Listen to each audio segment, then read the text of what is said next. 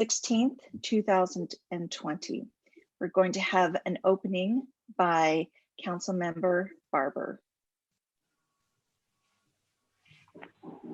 Thank you, Mayor. Our kind and gracious Heavenly Father, we are humbled to come before you today as representatives of our city and our community. We're especially humbled as we realize the crisis that many around the world, including some in our own community, are facing, and we ask for thy blessings to be with all of those who are in need right now, particularly those who are on the front lines of protecting and taking care of one another. We pray for guidance as we look to lead the city in the best way possible and exercising the greatest love that we can. And we say these things in the name of Jesus Christ, amen. Amen. All right, and we have a special presentation of our Pledge of Allegiance. A huge thank you to Tiberius Von Noy from Cub Scout Pack 596. He's going to be doing our Pledge of Allegiance for us.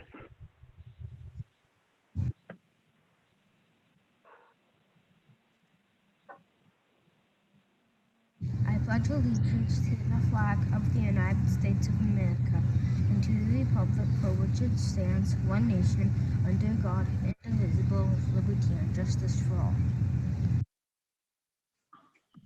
Thank you. And thank you, Fantastic. Councilmember Barber, for getting that organized. That was neat. We were trying to figure out a way to do this, and thanks for coming up with that unique solution. All right. If there's any other scout troops wanting to participate in the future, let us know. All right. Okay. We are first going to go to recognition and presentations.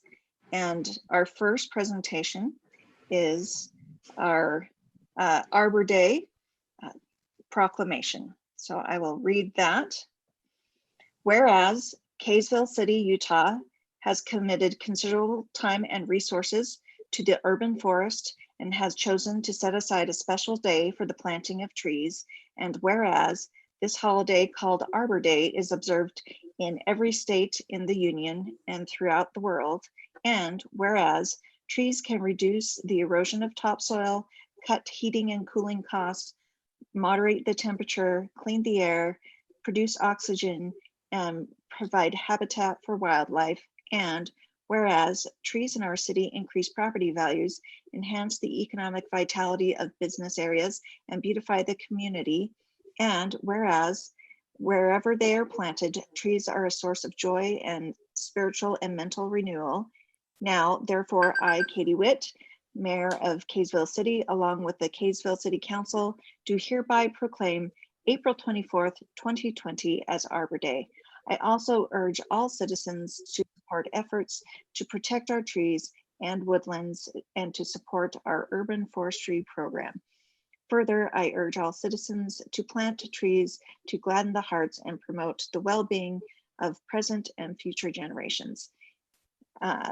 In witness whereof, I have caused the seal of Kaysville City, Utah to be affixed on this 16th day of April 2020.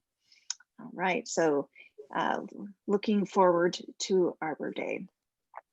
Next, we have a special presentation proclaiming April as Sexual Abuse Awareness Month.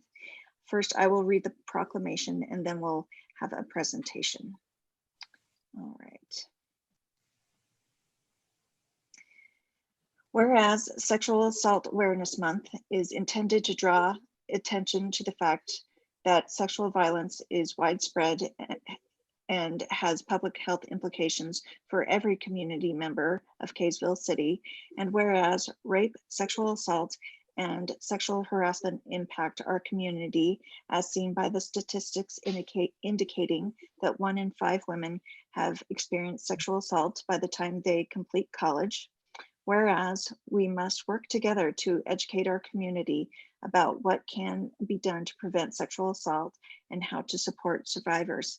And whereas staff and volunteers of anti-violence programs in Kaysville City encourage every person to speak out when witnessing acts of violence, however small. And whereas, with leadership, dedication, and encouragement, there is compelling evidence that we can be successful in reducing sexual violence in Kaysville City through prevention, education, increased awareness, and holding perpetrators who commit acts of violence responsible for their actions. And whereas Kaysville City strongly supports the efforts of national, state, and local partners and of every citizen to actively engage in public and private efforts, including conversations with what sexual violence is, how to prevent it, and how to keep survivors help survivors connect with services, and how every segment of our society can work together to better address sexual violence.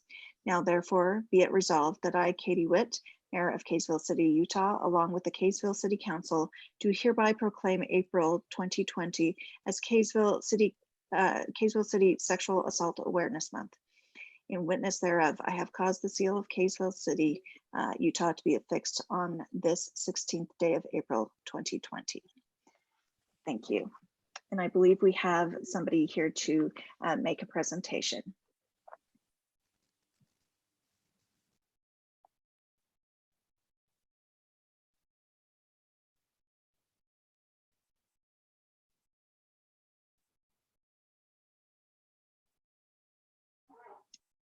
Hello.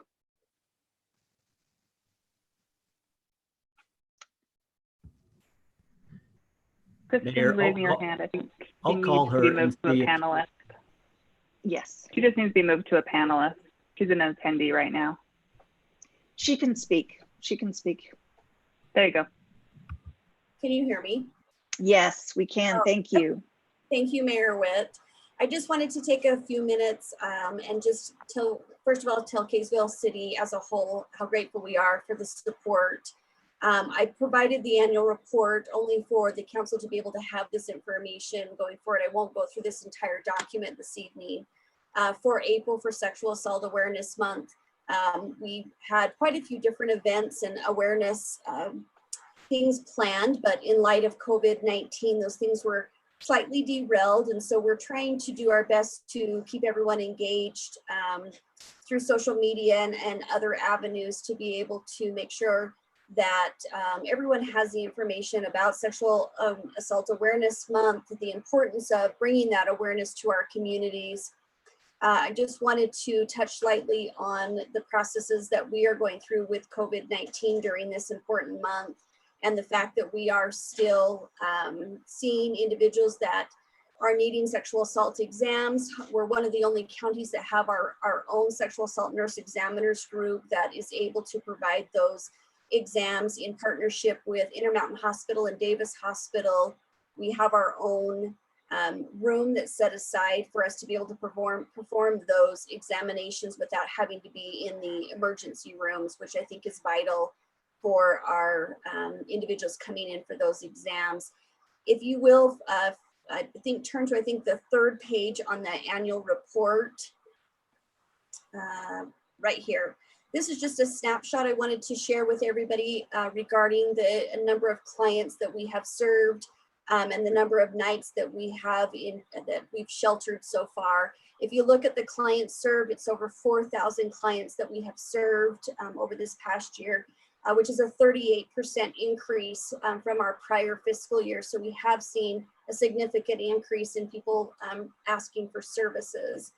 With the COVID-19 situation right now, we have seen an increase in phone calls for services or to inquire about services, but we have not seen an increase in a request for shelter. We kind of have determined that may be because of COVID-19, people are not wanting to come in and having to shelter in place with individuals that they don't know. And so we have worked with the county and with the cities to partner with the hotels to be able to shelter individuals in the hotels as well. Just really wanting to encourage people still to reach out if they need shelter or if they need other services. We still are open. We still are providing services at the same capacity that we were before, although slightly different because we're remote with a lot of our staff. Shelter is open and we're able to bring people in, and we are able to put people, like I said, in hotels, and then still working actively to assist individuals that have gone in through any type of sexual assault or trauma as far as that's concerned. So just really wanted to let everybody know where we are right now with our current situations, let you know the increase in our services, and then talk a little bit about the Sexual Assault Awareness Month. Thank you for signing the proclamation, Mayor Witt. We really do appreciate you recognizing the importance of that, and just want to be of service to the community and be a good partner for the community. So thank you for your support. Thank you, Kristen. Thank you so much for being here and being able to present. You're welcome. All right. Okay. Now we will have our police chief, Saul Oberg, give us a report on the police department. Thanks, Saul. Good evening, Mayor. Good evening, Council. Thank you for the opportunity to talk a little bit about our police department this evening. I've provided our annual report, and hopefully you've had a chance to look over that. If you have any questions, feel free to ask, and I will answer them as best I can. And Lyle, if you'll just scroll through this a little bit. So this first page just shows our is an organizational chart. One side shows our investigations division. The other side shows our patrol division, kind of how we divide the department up. Next slide. Just our mission statement. Next slide. This goes into our activity summary. So we've tried to break it down into the types of crimes that we've handled or gone on as much as we could. So you'll see various categories and types, trying to show what goes on in our city in a comparison with 2018. So even though we're a few months into 2020, this is the report for 2019. So if you notice at the very top, our calls for service are actually down quite a bit in 19 versus 2018. So I'm not quite sure what to attribute that to. But later on in our report, you'll see like a 5-year spread. So you'll get an idea. This is our numbers for 2019 are more in line than what we've had traditionally. We had a couple years with higher call volume, but it looks like we're starting to get back to normal and level off a little bit. Next slide. This one just shows our typical police calls for service, and this is actually the chart I was referring to. You can see that in 2017 and 2018, our calls for service went up quite a bit, but we're now leveling back off. So we've listed our top 10 calls for service. This is what we spend a lot of our time doing when somebody calls us. These are the top 10 things we're called for. Next slide. This shows the time of day and day of the week that we get most of our calls. So you can see, you might think it would be Friday nights or our busy nights or Saturday nights, but it's actually during the week. And so we tend to have more people on our day shift during this time to handle that call volume. Next slide. So these are cases, and just the distinction between calls for service and cases. Cases are something that we document with like a police report. So sometimes on our calls for service, we don't need a police report for, and so they change a little bit, but we've tried to do the same thing as our calls for service and just show you our numbers, how they compare to previous years, and what our top 10 cases are. Next slide. This is a slide that just talks about our arrests and the number of arrests we make, adult and juvenile. Next. Our traffic statistics and our accidents and how they correlate a little bit. So we conducted about 4,500 traffic stops last year and issued about 2,400 citations. Next.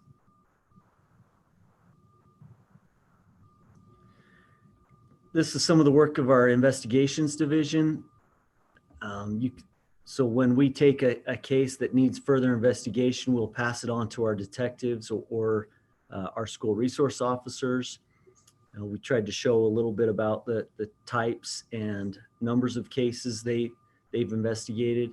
Something that might be a little bit hard to understand on this particular slide is just about 2/3 of the way down, you'll see crimes against person and crimes against property. And in 2018, we listed them as 5 against persons and 7 against property. And this year it shows 68 in each category. That's not because we had more crimes that they investigated. It was just attributed to, we had different supervisors in the detective division that classified them a little bit differently. So you can see above the child abuse neglect report, we had 144 in 2018 and 90 in 2019. And I think some of those are actually reflected as crimes against person when we switched supervisors. So I hope that explains that a little bit, because it looks a little bit odd. Next slide. This is just a little bit of information about our sex offenders we have in our city and how we monitor those. Next slide. We've got a pharmaceutical disposal program we run in conjunction with the DEA. It's a box inside of our police station. We try to get our public to drop off their unused medications there rather than flush them, because when they flush them, it goes into our drinking water and we all end up ingesting that. So last year, looks like we disposed of about 600 pounds of prescription drugs. And so I'd encourage the public to continue to use that resource if they can. Next slide. So last year, like in several of the past years, we've had some disruption in the department just because of attrition, people retiring or leaving the department. In January, Lieutenant Pies left the department. He retired after 26 years of service to the city. He did a great job, but when he left, it kind of created a domino effect. We had to fill his position, and then we had to fill a sergeant position, and there was a lot of backfilling. So that took us a little bit of time to work through, but we promoted Lieutenant Sean McKinnon in his place. And this slide's just meant to talk a little bit about that transition. Next. And now we're going to go into some of the things that we went through as a department last year. It was actually in 2018, several of our officers were burned in a fire while trying to help a suicidal individual. And the following pages are going to just document some of the recognition they received. They were given a Medal of Valor by the Utah Peace Officers Association. The Utah Chiefs of Police awarded them all as the Officer of the Year. And these just depict those ceremonies. Next slide. When we promoted Sergeant McKinnon, it opened up a sergeant position. Officer Lacey Turner received that promotion and is doing a good job. She's currently on managing one of the patrol crews. And below that, we just talk about another award that our 4 officers that got burned received. They got a recognition from the Red Cross and received the Law Enforcement Hero Award. Next slide. We hired two new officers, Jake Seifert and Chase Ritter.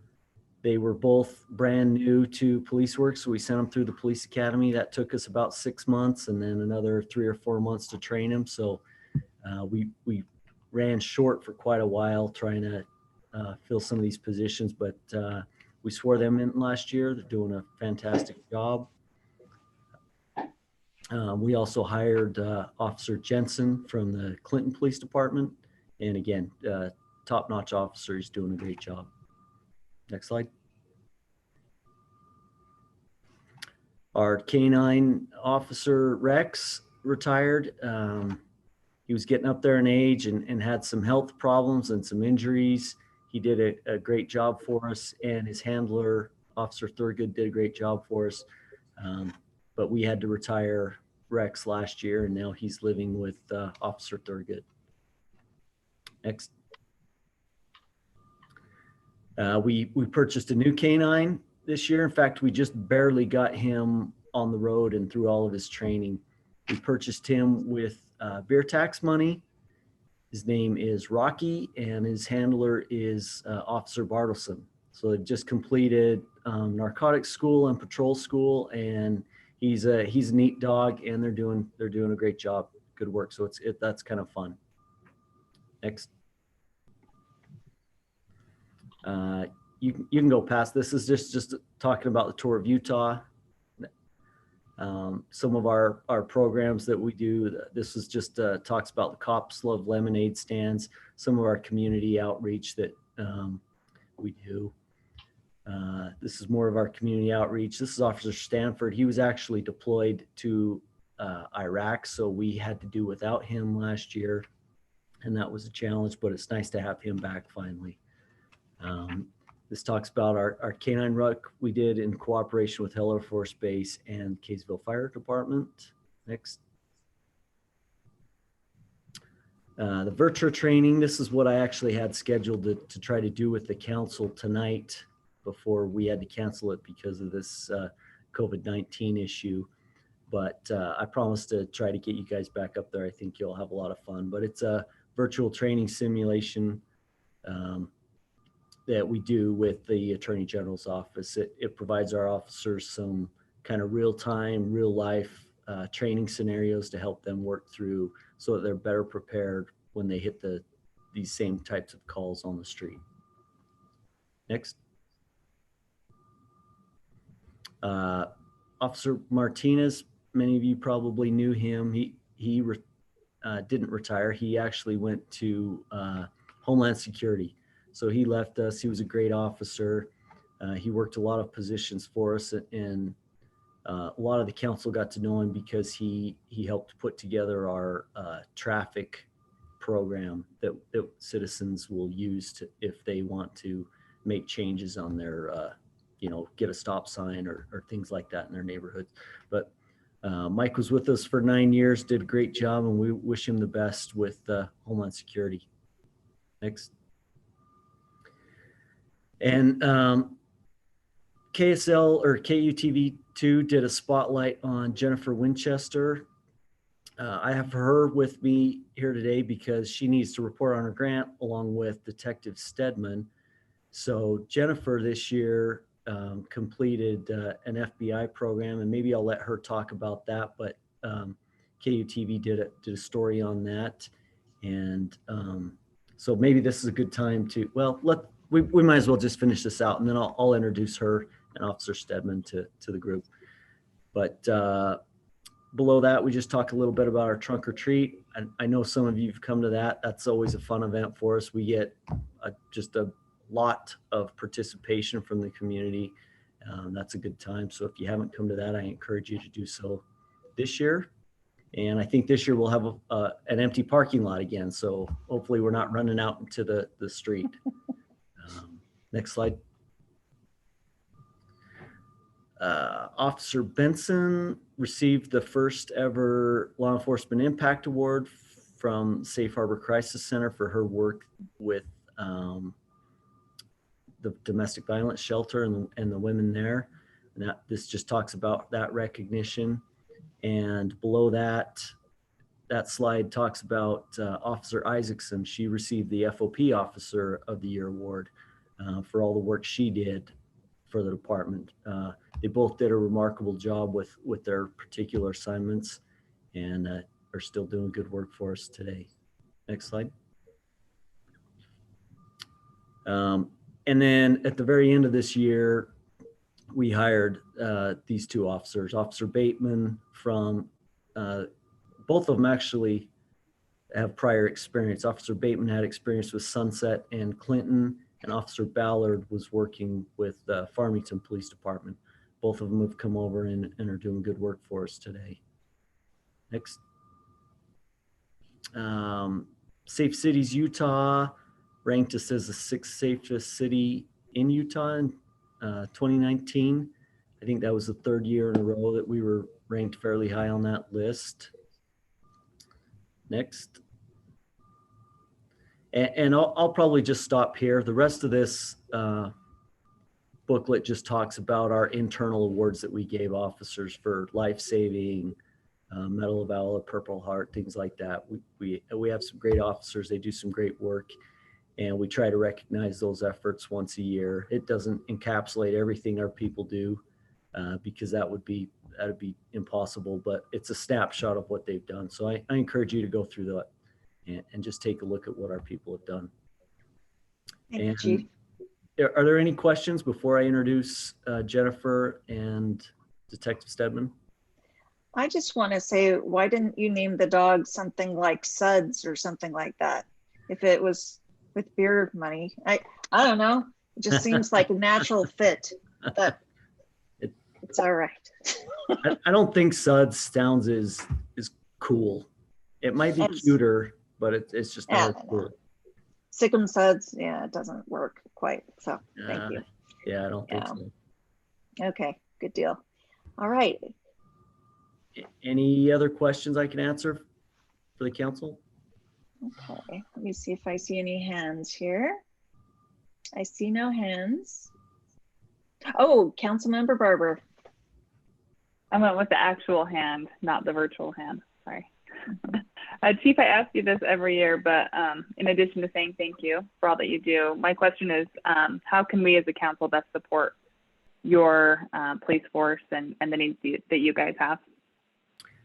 The city really does a good job of supporting our police department, both elected officials and our city manager.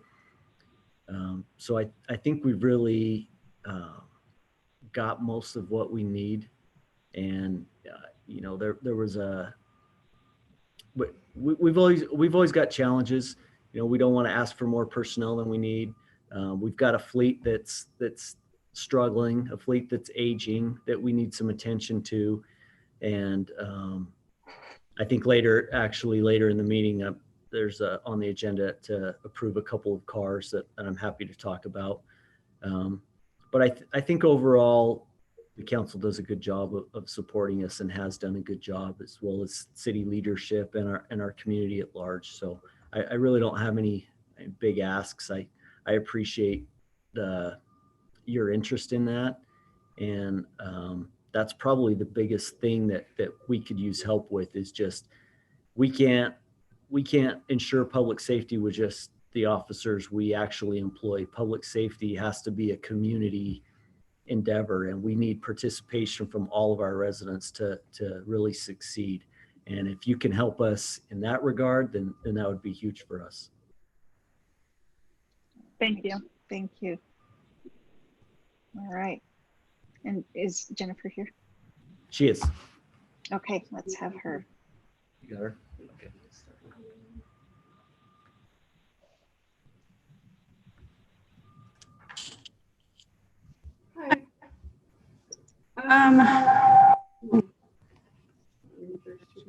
Yeah.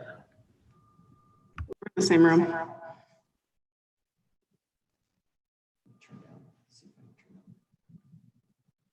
Let me go in the other room.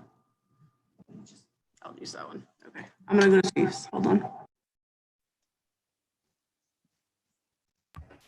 You're good.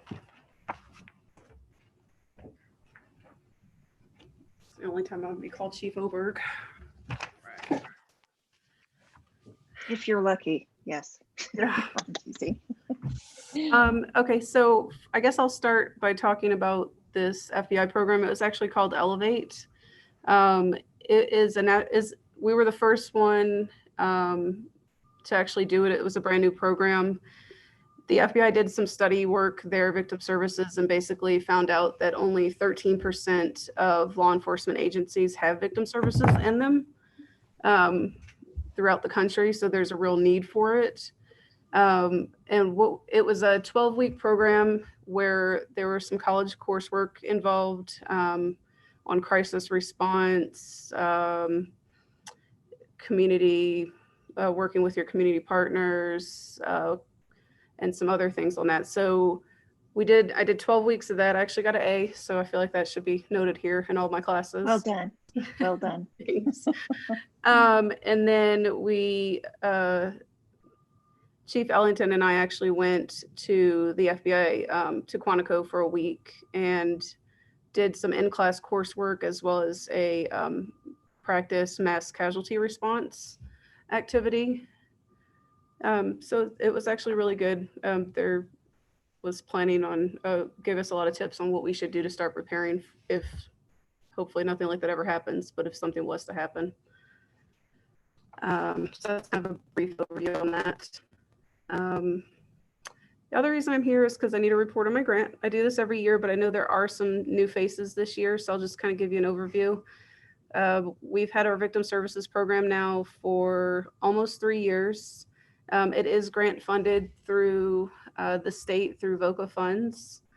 And victim services, what it looks like to the police department is basically I will respond with officers to scenes, provide emotional support to victims, and then kind of help walk them through the criminal process all the way through court, going to court with like the prosecutor and such.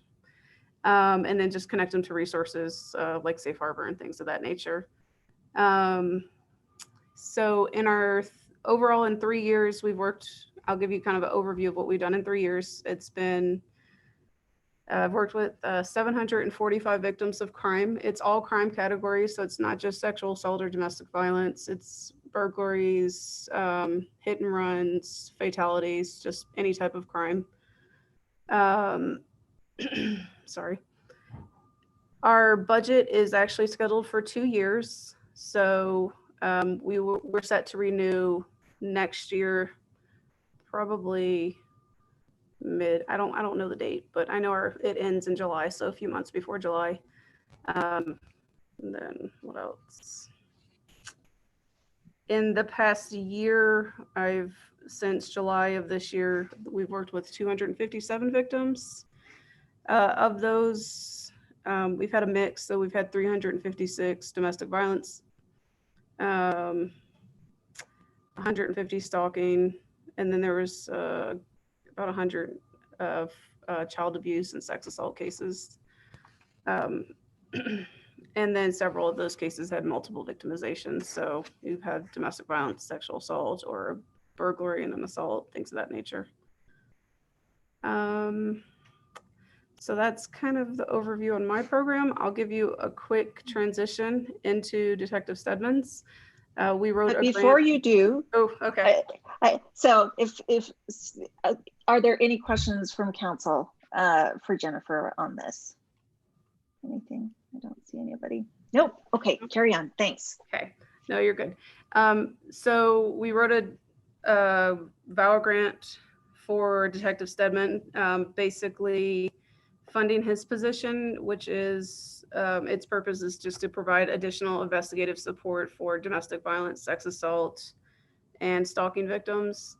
That grant actually runs from January 1st to December 31st. And we'll end up reapplying for that one in around September of this year. And his total budget right now is about $132,000. And from there, I'll let him talk about the rest of it. All right. Thank you. Welcome, Officer Stedman. Hi. So kind of going over the VOW grant, just kind of a brief overview of it.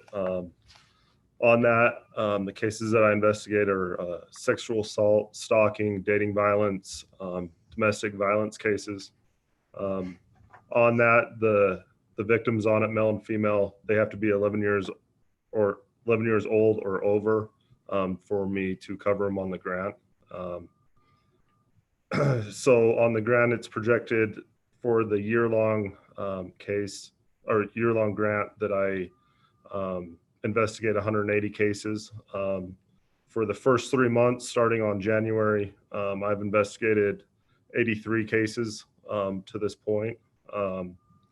So kind of a brief on it, I've done on domestic violence cases, there's 49 that I've investigated. On the sexual assault cases, there's been 12. On the stalking and harassment have been 14.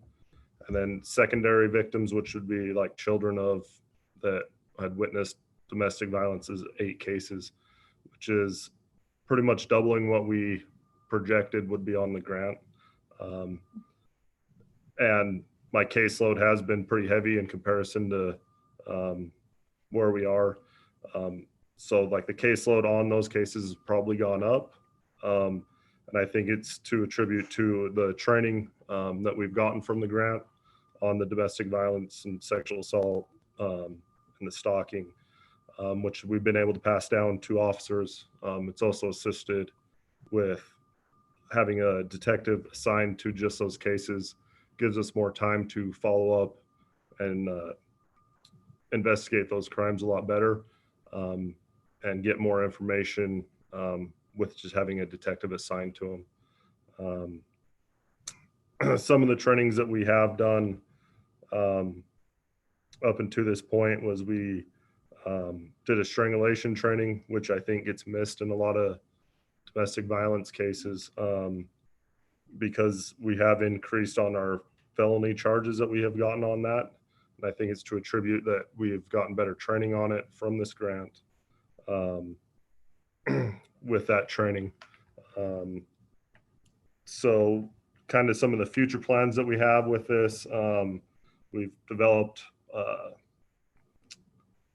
it's kind of a checklist that officers will have to make sure that we're not missing items on domestic violence, sexual assault kind of cases, to help assist them for their initial report, so that we could work it all the way through and get a better outcome on everything. Off that grant, we have a training for response to violence against women that got delayed because of everything that's going on. I think that's still scheduled September on that. And that includes all sexual assault, domestic violence, stalking cases to help better train our officers.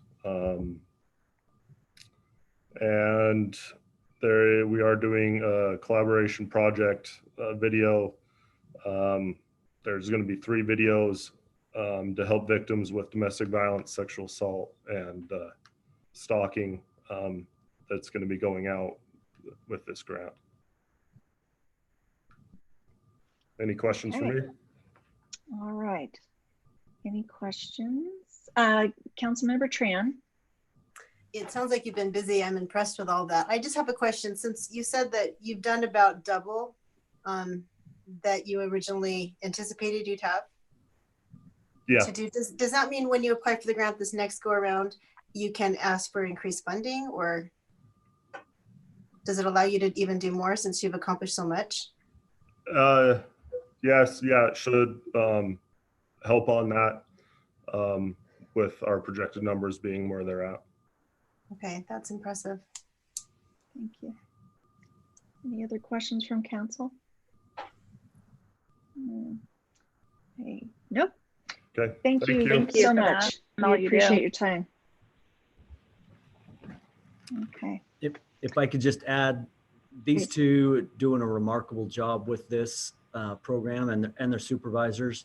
It's an important program to me. It's something I wanted to implement as a new chief, but just couldn't do it with the resources we had. And then once we were able to get a grant for Jennifer's position, she's really done a fantastic job in that and has really pushed this and helped me push it within the department. And I think we are, what I would like us to be is a leader in how we respond to and investigate all these types of crimes. And I think we're poised to be able to do that this year. So I'm really excited about it, and just want to publicly say what a fantastic job these two are doing. Well, we want to thank you, Chief Elberg, for the foresight to start down this path and get this established. And we appreciate Jennifer and Officer Stedman's work. So thank you for expanding and keeping Kaysville even more safe. So thanks for that. Thank you. And Mayor. thanks to all the officers and everything that you guys do for us. We're very proud of the service that you provide for the city of Kaysville. Thank you, Mayor. Thanks. All right.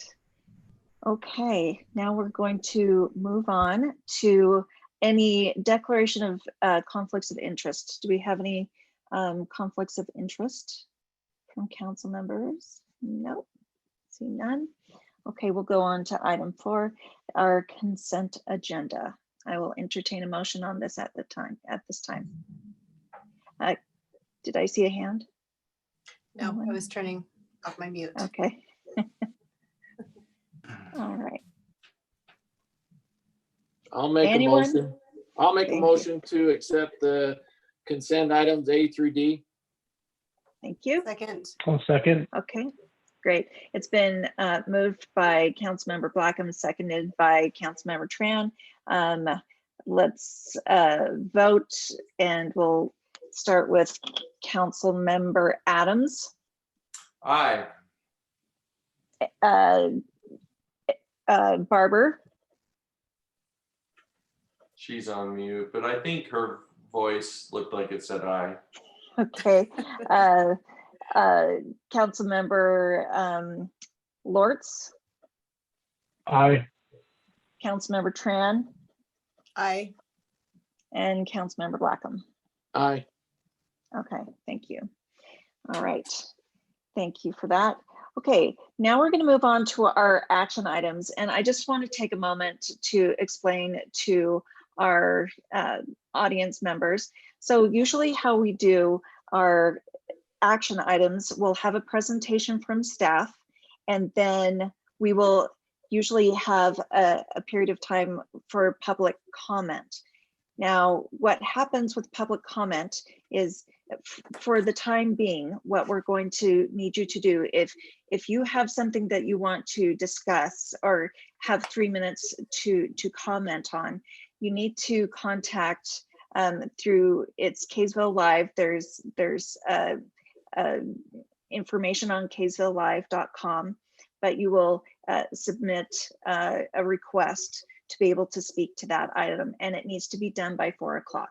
So this is the first time that we're running through this, but we're trying to be very careful to make sure that we absolutely have the community feedback, but also we want to make sure that we don't open ourselves up to nefarious elements on the internet. So that's why it has to be so carefully controlled.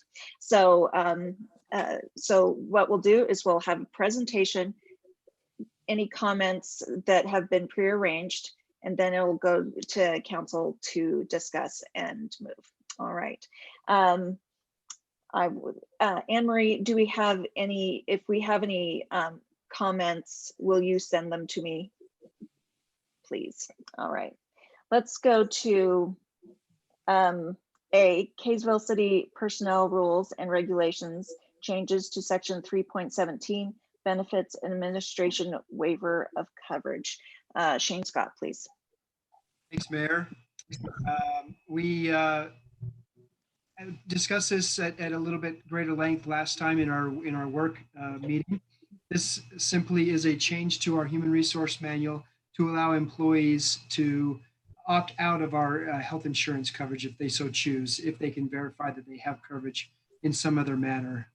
Up until now, we've required all of our employees to be on our health insurance, and there have been some, and in the past, as a smaller group, that's been more beneficial for us from a health perspective. And our provider has asked us to keep that in place. And now we're big enough that allowing a few people to drop off won't affect us negatively in our health plan. So we're proposing to make this change tonight to that human resource manual. If you looked at the packet, it's just a 1-sentence change. Thank you. Anne Marie, do we have anybody signed up to speak to this item? We do not. All right, thank you. We will go to council questions at this time. Any questions from council? Seeing none, I will entertain a motion at this time. I'll make a motion that we approve the Kaysville City Personnel Rules and Regulation changes to section 3.17 Benefits Administration Waiver of Coverage. Thank you. I'll second the motion. I'll second. Thank you. I got It's it. been moved by Councilmember Lort, seconded by Councilmember Adams. Any comments on this? Seeing none, we'll go I to a think it's vote. great. All right. Let's go to Councilmember Barber, Aye. Councilmember Lortz, Aye. Councilmember Tran, Aye. Councilmember Blackham, Aye. Councilmember Adams. Aye. It is unanimous. Thank you. All right, moving on. Weber Basin Water Conservancy District sales contract with Kaysville City for purchase of treated district water for municipal use. All right, and Shane, who's presenting? I'll kick that off, and if you have any really Mhm. technical questions, we've got Josh here as well. But Thank it you. was simply we purchased some water several years ago, and we're at the point where we didn't really formalize that relationship on paper to purchase that water. We're at the point where we're ready to use that water, so we need to formalize that relationship. So it's kind of a cleanup to some water we purchased.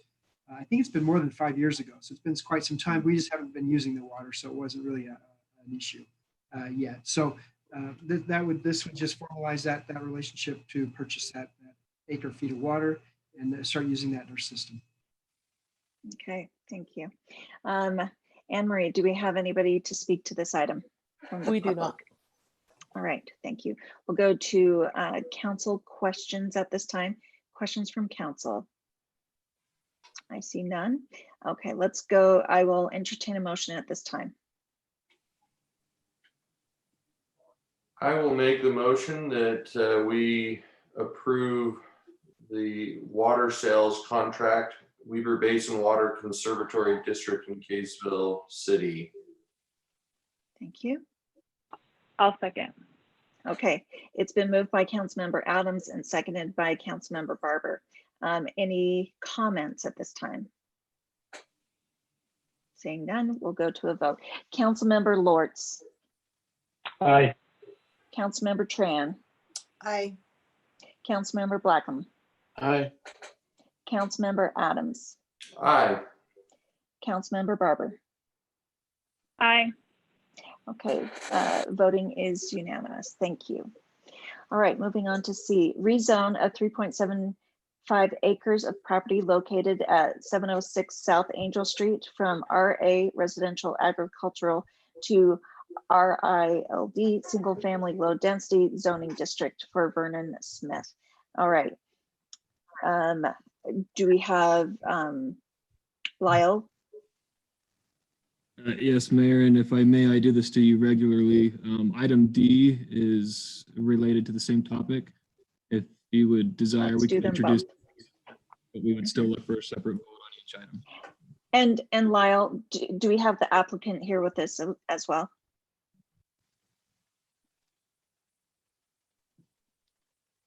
It looks Yeah, like it would be. Mr. Smith is raising their hand. Yes. Alan Okay, Smith all right. is an attendee. Okay, great. So what we'll do in this case is we will have Lyle present the item. We will then allow the applicant to speak, and then we will go to public comment, and then we will go back to the council. Lyle, do we usually let the applicant speak a second time? I can't remember. Yes, regularly we let them respond with any questions or concerns that they've heard from the council Perfect. or public that's chosen to speak. Okay, very good. Thank you. Go ahead, Lyle. Thank you, Mayor. So with that, I'll keep my video off, I suppose, unless you'd like to see me, but you can see here just right off of the intersection or roundabout at Angel Street and Ruche or Smith Lane. On the northwest side of that, there's roughly 4 acres of property. There's one home currently on it. It's an A1 agricultural piece right now. And the family, the Smith family that owns that, is looking to rezone the property first to the R1 LD zoning district. You can see on the zoning map, there are a couple bright yellow neighborhoods. Those are also R1 LD. Kaysville west of the freeway is pretty similar in that you see the green, the bright green, the RA, which is half acre zoning. The R120 is a single family 20,000 square foot lot, which is just barely shy of half an acre. So they're very similar. The R1 LD we're seeing more popular lately resembles them very much in that it's 2 units per acre, single family residential, but it allows for a little bit of variation in lot sizes. So the example I generally give is if you have 1 acre, you may have a lot that's 1/3 acre in size. The other lot may be 2/3 acre in size. So again, only 2 homes on that acre, but we see some flexibility with that. And so that's what's being requested for the zoning. The A1 that exists now essentially allows 1 home per acre. So this would allow for some extra homes on the property in a more standard suburban residential type development that we see west of the freeway. They've got almost 4 acres of property, and by my calculations with what they've shared, they could have as many as 7 lots. What they're proposing in their preliminary plat are 6 lots. So most of these lots are very large. The existing home would remain on lot 1 on roughly an acre of property. The smallest lot is just shy of half an acre. It's lot number 5 towards the south end, which is about 17,000 square feet. They all meet the frontage requirements. They're all above and well above the minimum 12,000 square feet in lot, and it is within the density that the zoning would allow. The unique characteristic of the property is probably right near the roundabout where there is a creek, an open creek, and part of a floodplain that we're aware of that we would take into further consideration with the final plat as to how that impacts that lot to ensure that it's protected and the home that might be built there is also safe from that particular feature. The Planning Commission held a public hearing on this request. Again, just looking at in plat format. At their most recent meeting, and they voted unanimously to recommend approval of both the rezone to the R1 LD district and the preliminary plat as proposed. The request was to make sure we continue to work through the issues with the FEMA floodplain item there towards the roundabout to ensure that was addressed before final plat. And that is their recommendation to you. With that, I'll take any questions you might have of myself, and just again remind you, Mr. Smith, representing the family, is available as well should you desire to hear from them. Okay, we will now offer the opportunity for the applicant to speak if they would like. Thank you, Madam Mayor. I'm grateful for the opportunity to visit with the council tonight.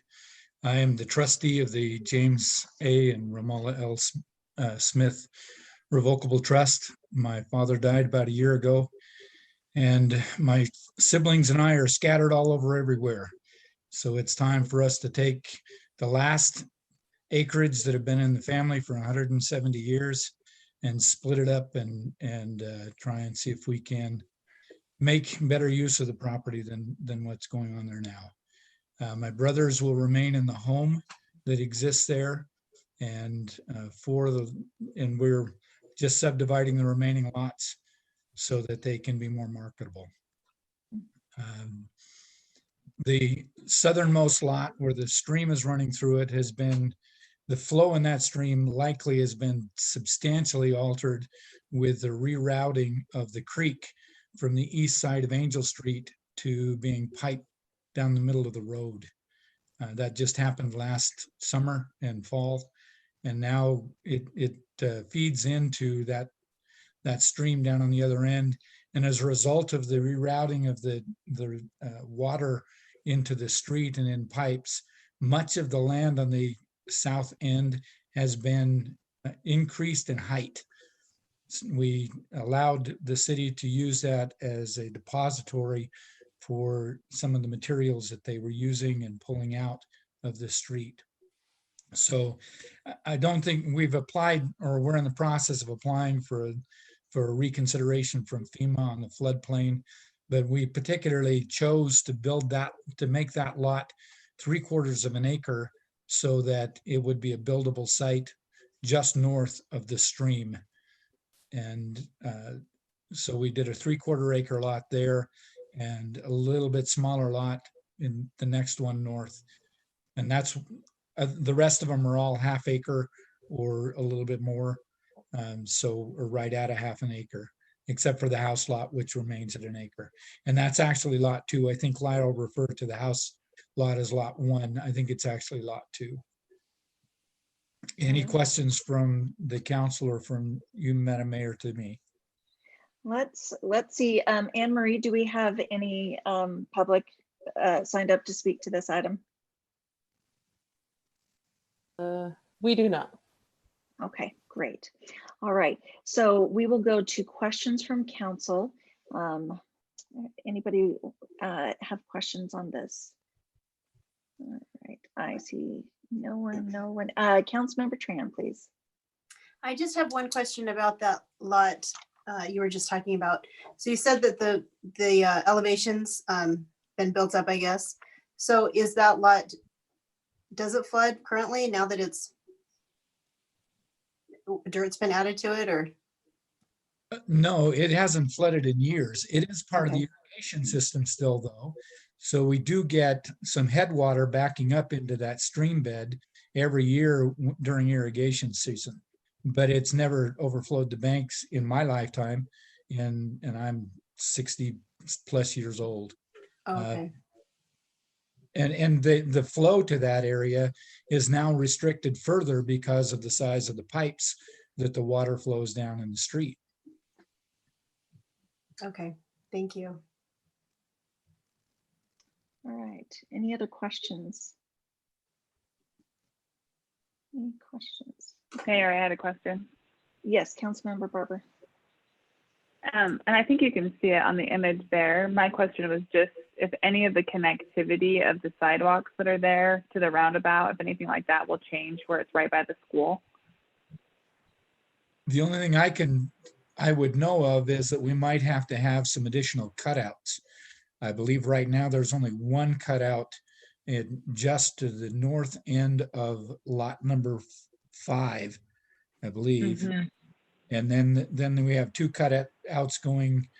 You can see the cutouts there. Yeah. But we would probably have to have additional cutouts, one for lot 6, one for lot 4, and one for lot 1. Okay. I have one other That was question. my only question. Okay, Councilmember Tran. I was just wondering, so you're wanting final plat or preliminary plat approval. So with final plat, would that be when we would see some sort of a development agreement, or kind of get an idea of what will happen there? Well, right now, the property is being held by the trust. Oh, okay. And we don't have a development agreement with anyone. It's not sold. We don't have any contracts on any of those properties. It's still just being held by the family. Oh, okay. Okay. I can maybe speak to that also, Councilmember Tran, just to, we'll frequently see a development agreement when there are unique conditions or requests on a proposal. This would simply meet our standard subdivision requirements, and so they're not asking for any exceptions or variations to any of our typical rules. Oh, okay. Gotcha. Thanks. Okay. All right. Any other questions? Okay. All right. So how we want to probably do this is I'll entertain a motion first on the rezone, and then we'll go on to Comments, or is that after? that's after. Yeah. First we make a motion, then we have comments. All right. So motion on the rezone. I'll make a motion. Go ahead, Mike. I'll make a motion to rezone 3.75 acres of property located at 706 South Angel Street from RA Residential Agricultural to R1 LD Single Family Low Density Zoning District for Vernon Smith. Second. Okay, it's been moved by Councilmember Blackham, seconded by Councilmember Tran. We'll now go to comments. Councilmember Adams, did you have a comment? Yeah, I mean, my comment was just to Mr. Smith. I'm so impressed with what your family's decided to do here. And for me, because it matches everything that's around it. And I think that from a good neighbor type standpoint, that just means a lot, that you're willing to match what's surrounding the area. And I look at this and I just think it's awesome. So that's my comment. Thank you very Thank you. much. Any other comments? Councilmember Blackham, please. Yeah, I just wanted to comment also on how I really appreciate how they went and used the R1LD, because the family did have some significant issues there that they had to deal with to make this a good developable property.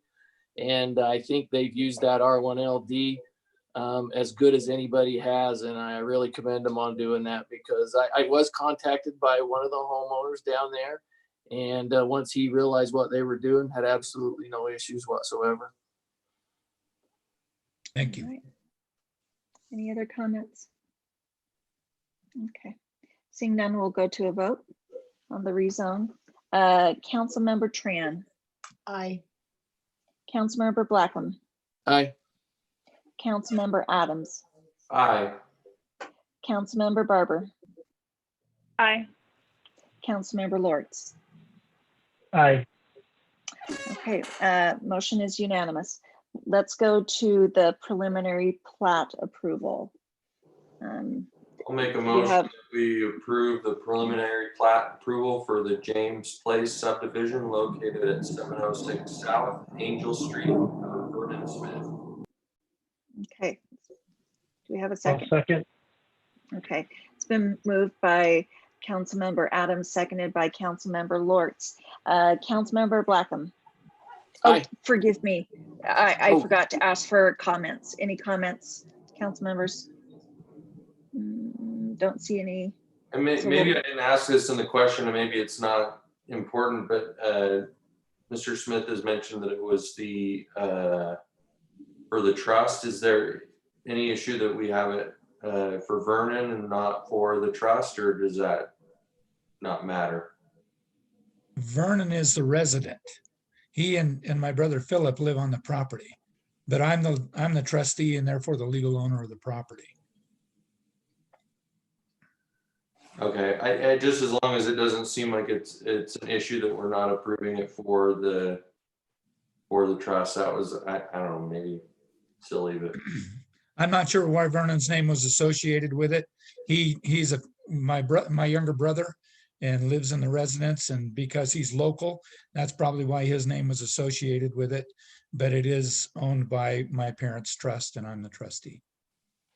And I believe council member that this is Lyle again with staff. We probably had Vernon's name as the applicant, lead applicant on the application for this process, and so used that on the listing. I believe we're in good shape to approve it, even if that's listed differently than the exact ownership name on there as the applicant and representative of the process. I agree with Lyle. This is great. All right. Thank you. Thanks, Nick. Any other comments by council? Okay, let's go to a vote. Councilmember Blackham. Aye. Councilmember Adams. Aye. Councilmember Barber. Aye. Councilmember Lortz. Aye. Councilmember Tran. Aye. Okay, motion is unanimous. Thank you, Mr. Smith. Appreciate your time. Okay. All right, now we'll move on to work items. Water Department Mutual Aid Agreement. And I believe, Shane, will it be you or Josh?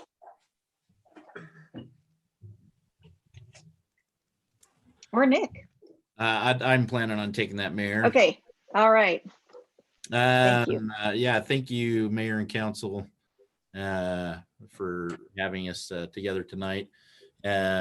As you can see in the staff report, Public Works has been looking for the last 2 years at mutual aid agreement options in cases of emergency or disaster. We have settled on an agency called UT Warren. It's made up of, I think, 93 entities within the state currently. And what UT Warren exists for is to provide logistical support, material support, equipment, personnel, etc., to municipalities and agencies that are in need, especially in situations where time is of the essence. So as you can see before you, there's an agreement there that I think is pretty agreeable from the perspective of we want to provide these resources to member entities, but not at the expense of an agency saying, well, hey, you're obligated. I realize you have things to take care of in your own city, but you need to come respond to this. Or are we going to seek some sort of legal ramifications with municipalities that aren't able to or don't respond in a situation? So yeah, we'd like to formalize this, and it's kind of interesting. Today's been the Great Utah Shakeout, and we had, or I think yesterday was the Great Utah Shakeout. I don't know, days or weeks right now, but and the same day that they have the Great Utah Shakeout, there's an aftershock of the earthquake. And today, as we're discussing a mutual aid agreement, we had a situation with our water department where a valve for the feed lines into one of our water tanks stopped working, and we weren't getting any water in, and that tank was slowly dropping. And the first thing that came to mind was, well, I wonder if we could call UT Warren and get some assistance to see if anybody has an oddball sized valve on this 50, 60-year-old feed line. So we ended up being able to work with what we have in place, but kind of an interesting situation. So yeah, something we've been looking at and wanted to discuss with the council. All right. Okay. Thoughts, questions? I see everybody's face right now. All right, Councilmember Blackham. So is there any cost to the city, or is this just like a mutual aid agreement with the fire department? Yeah, no cost, no commitment of you have to provide this or you need a minimum contribution. It's you provide what you can when you can, and if you can't, then your first priority is with your own city. Any other questions? Wow. That's a great agreement. Councilmember Adams. Yeah, I think just how many companies, just because you did all the research on this, how many companies are there that offer this? I mean, is there a diverse?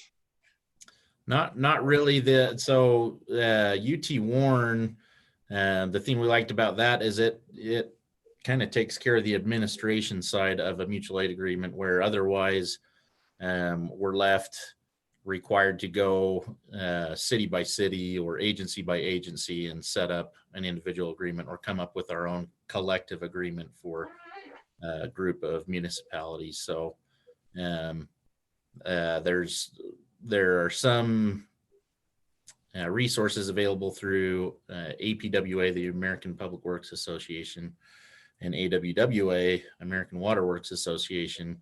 But we felt like UT Warren takes care a lot of the legwork of setting things up, provides access to industry professionals, also has connections in state and federal government, and kind of has things set up for turnkey type situation. So.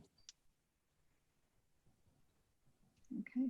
And just a follow-up question, and maybe you answer this, but the term, just so we know, we'll be committing to with them for this is how long? I think it's until we decide that we no longer want to be a part of that. So I think it's indefinite. Okay. Well, it sounds like all upside to me. So it sounds like, help when you can, where you can, with what you can. And if you can't, then that's okay. And yeah, it sounds like just a good neighbor policy, really. Yeah. Yeah, that's awesome. Okay, any other questions, comments?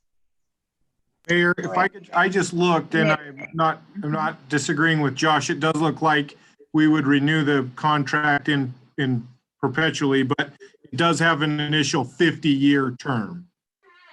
So you can renew it at any time, but that would be the initial term. I mean, for all intents and purposes, that's basically what Josh said, but 50. Yeah, Okay. thank you, Nick. All right, very good. All right, let's, I'll entertain a motion to move this to an action item. Or not. I'm gonna call on Andre Lortz to make a motion, please. I've done one tonight.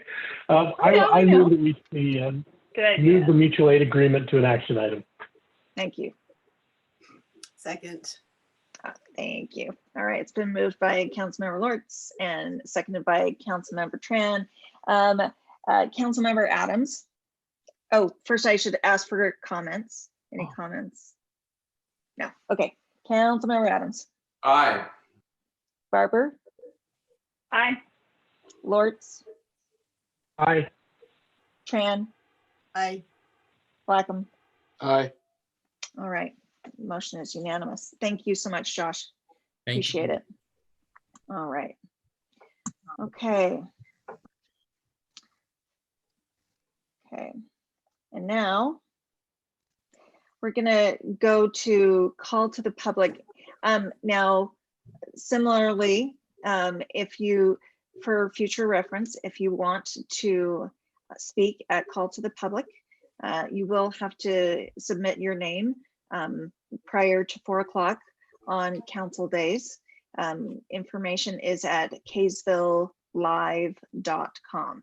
Anne Marie, do we have anybody signed up? We do not. I did have a question on YouTube. Someone had asked how they asked a question. So I directed them to the email. And if I get any, I'll send it to you even during the meeting. But I don't have anything right now.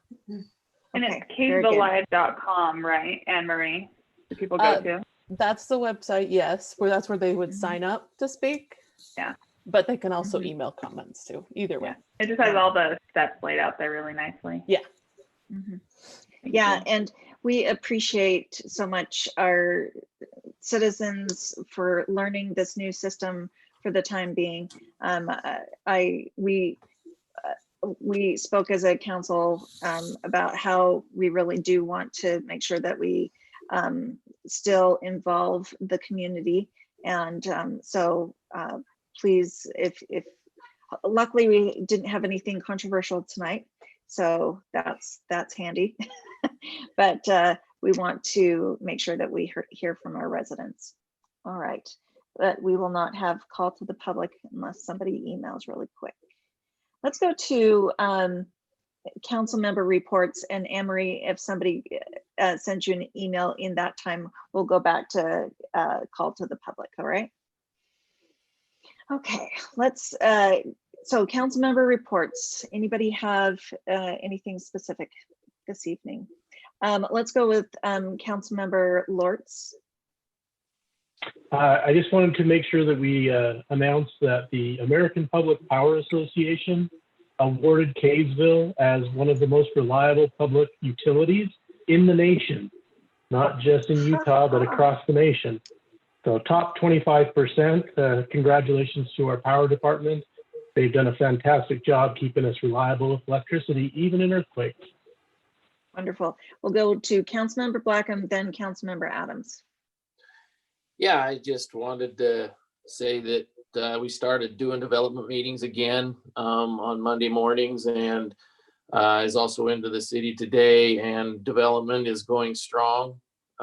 There's still a lot of people out there working, a lot of proposals. There's a lot of people looking at ground in Kaysville.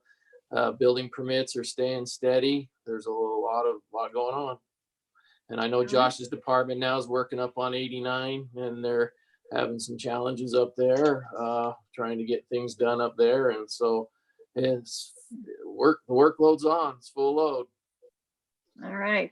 Yeah, we are working, even though we coronavirus or no. Councilmember Adams. Yeah, just as a quick shout out, it was part of the consent items, and I should have maybe made a comment then, but Stephanie Drogsvold is part of the Historical Preservation Committee. Just excited about that and wanted to thank her for doing that. That's awesome. We want to keep the history of Kaysville going. And also, is there some news about our cemetery? My parents were at the cemetery 2 days ago. It was my grandpa's birthday, and they were up there, and they called me to say, hey, we need to tell a council member that this is the prettiest cemetery. And I said, I think we just got an award for being the #1 in the state. Maybe somebody who knows more about that can comment, but I think that should be noted. Absolutely. Thank you. And Councilmember Barber, that's kind of under your purview. You want to talk about that? Yeah, we actually had a similar experience. We were on Easter Sunday at a different neighboring cemetery that is also very beautiful, but I told my family, nothing compares to the Kaysville Cemetery. It is top notch. And then the next morning I got an email from Trent Walker, who is our cemetery sexton, saying that we had been selected for the 2020 Best of Utah Best Cemetery. So very fitting, very appropriate, and it really is. There is not a weed to be seen. It's just beautiful grass. They take such good care of it, and Trent specifically is just taking care of the cemetery, but also really good care of people who come. Those families that come, I hear that all the time. They take such good care. It's such a difficult process of losing a loved one. They're dying to get in. I was hoping we'd get a joke like that. So anyway, huge thank you to Parks and Rec staff and that award. And then also update from me for Parks and Rec. It's kind of bummer announcements that we have going on right now. I personally have a little boy who is really sad. He's not starting spring Little League baseball. We're basically canceling all spring sports and have a tentative plan to push them forward as things progress. But that's never the news you want to deliver. But I'm impressed with how our Parks and Rec staff is handling it. They're getting refunds to people as they need to. We canceled the Easter egg hunt, as you know, but I saw the Kaysville bunny did make its way around town, spread some joy. So that was awesome. And we'll just keep more things like that going, trying to keep the community as engaged as possible from a distance. So that's, anyway, huge thanks to that department. And then my other update, we had a meeting with all of residents that were invited who applied to be on our Kaysville Fiber panel, that the panelists who were selected actually presented to the applicants. It went really well. It was fantastic. It'll be up on the website soon for anyone who missed it, can go back and view it. And it was just great to air out the new plan that we have, the timeline, to put it on the website, on the ballot in November, and the RFP we're waiting on responses back from, but really great intent so far. So that project's moving along well and lots of community interest. So thank you. Great. All right. Councilmember Tran, anything? Just that Planning Commission, the alternates are working really well. I think that was a really good decision. Excellent. Okay. And I've heard a lot of really good feedback from having those individuals that are able to be, participate and step in when a planning commissioner is absent. So. Oh, huzzah. I'm glad that this all, I love it when a plan comes together. Yes. Let's see, Anne-Marie, any email from anyone? No, I haven't gotten anything. Okay, all right, very well. Mayor, we did We did receive one email that was intended for call to the public. So we just want to acknowledge that we all read that. And that is true. From, Thank you. From Greg Lewis.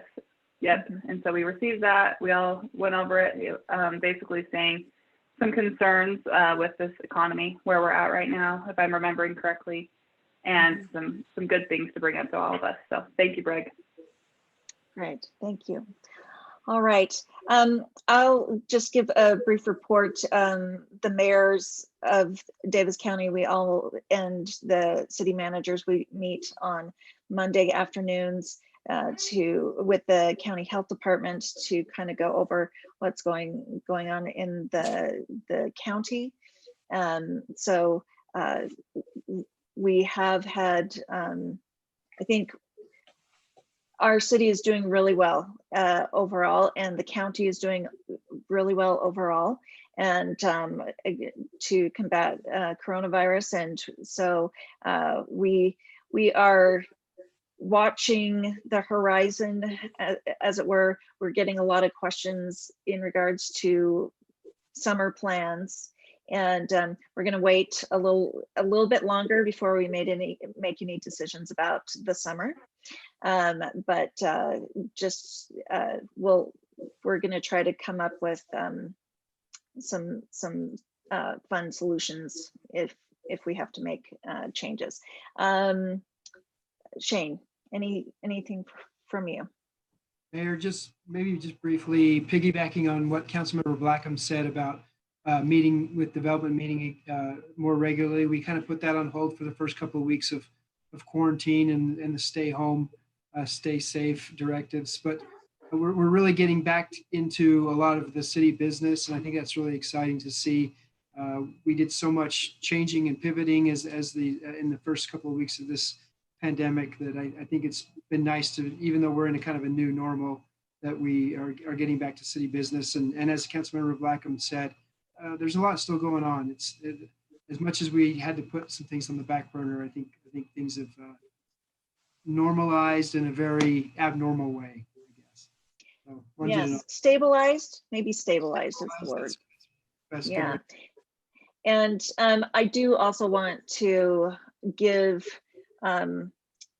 kudos to all of our staff members, to Shane as well, and just appreciation for their willingness to jump in, figure out what the new normal is, get it done. All of our staff members have been wonderful, and we're getting the work done. I think that many of our department heads and staff people, they're working probably harder than they ever have. So we appreciate, even though they are working from home. So really appreciate the hard work. And I love Kaysville coming together. I love what our citizens are doing to support each other and to cheer and encourage one another. So thank you to the citizens of Kaysville as well. All right. I will now entertain a motion to adjourn. So moved. Second.